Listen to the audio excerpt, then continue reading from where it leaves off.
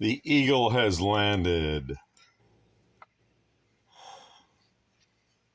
Welcome to my channel, and I'm considering doing a story time because I've had a lot of adventures, and frankly, I'm lucky to be here.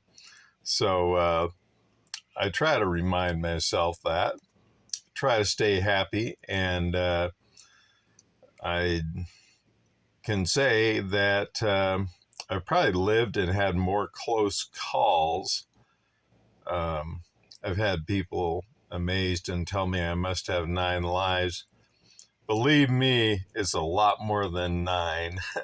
It's probably 9 in the last 2 years. And so I'm considering making this channel have a lot of different aspects, and I think the name I would have to have like 3 or 4 different names. So I'll probably include some motorcycle fun and what I'm doing with my bikes. The fall is coming close to an end, so hopefully I get in some more rides. I want to go down along the coast and maybe take you along for some adventure. I've had a lot of adventures in Asia, and I have a lot to share, and some of those are really, how can I say it, unsuspecting. Was I naive? I don't think so. But in any case, there's some really pretty amazing material there that somehow I survived. So in terms of survival, I would say I am completely convinced that when it's your time, that is when you go. It's not about, oh gosh, you take really good care of yourself, you eat really good things. That helps.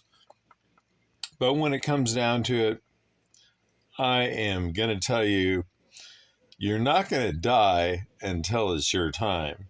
And if it's really your time, what are you going to do?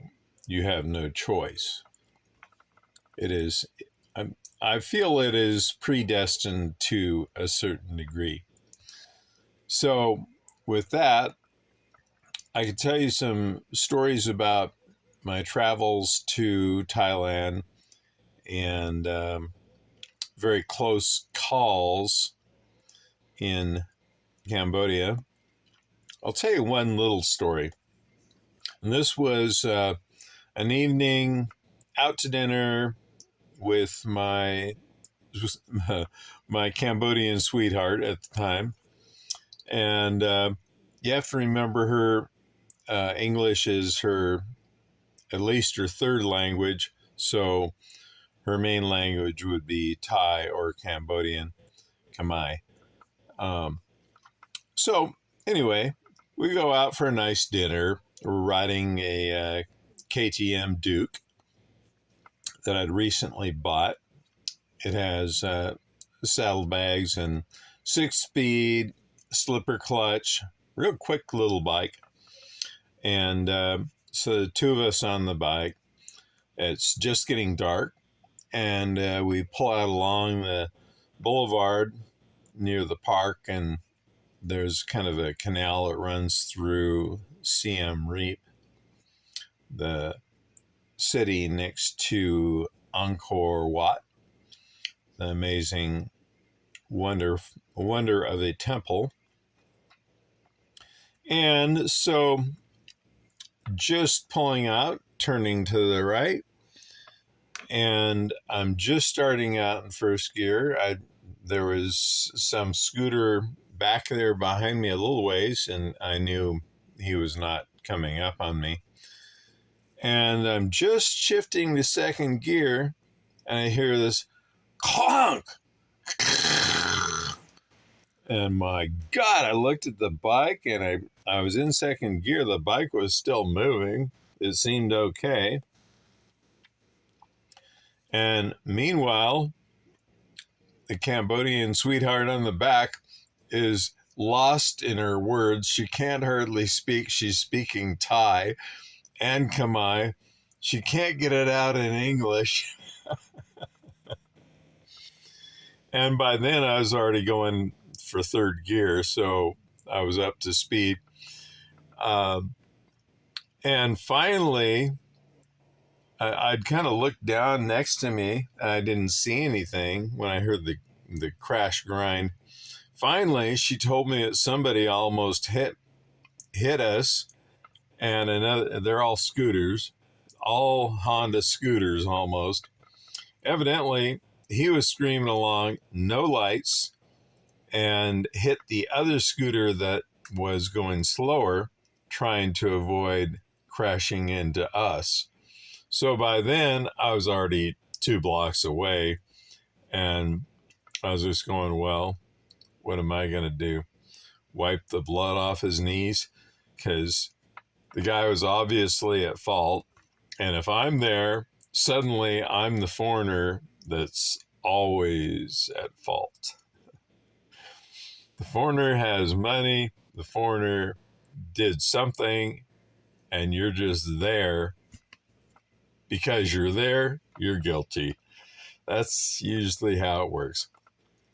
So in that case, I inadvertently got the hell out of there, and I didn't mean any malice, and the guy was going too fast.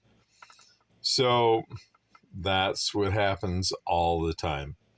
I'll tell you, the leading cause of death in Asia, I believe it's in most of Asia, is death by scooter.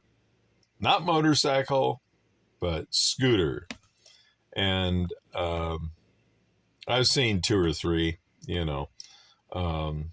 like right after it happened. So it happens. It happens all the time.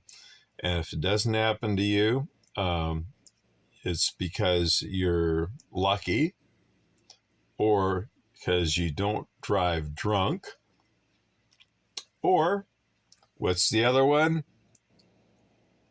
It's not your time to go. Simple as that. Not your time to go. And as it turns out, I'll tell you some other circumstance with that motorcycle, but I never even laid that bike down, and had a lot of fun. Had it up to its ultimate top speed with 2 people on it. It would go about 152, all loaded up, like me and the girl and bags. So like 300 pounds. That was pretty good. It would go faster with only a rider on it. Anyway, so that's the beginning of story time. And I'll try to keep with this. Things have been busy. And please let me know what you think. You'd like to hear more stories, more adventures? Let me know. Like, share, and subscribe. Peace. Take care.